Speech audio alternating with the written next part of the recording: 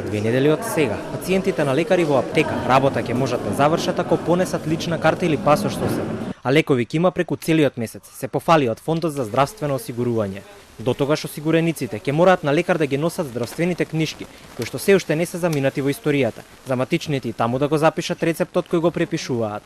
За тоа деновиве јавно критикуваа и дел од младите лекари, според кои нема потреба од враќање на хартиените документи. Од 1 октомври ќе започне укинувањето на квотите за лекови кои што се на позитивната листа и на товар на фондот.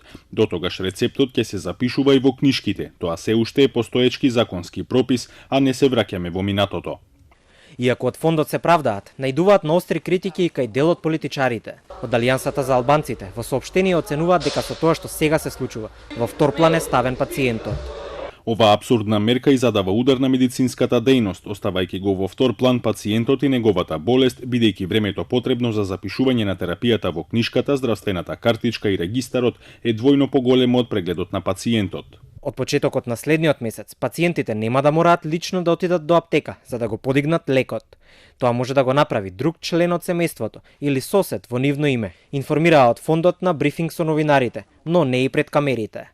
Оттаму најавуваат дека во иднина ќе воведат и електронски рецепт, наместо рачно напишан на хартија, а најавија и дека ќе се борат против употребата на фиктивни рецепти и ќе ја проверуваат веродостојноста.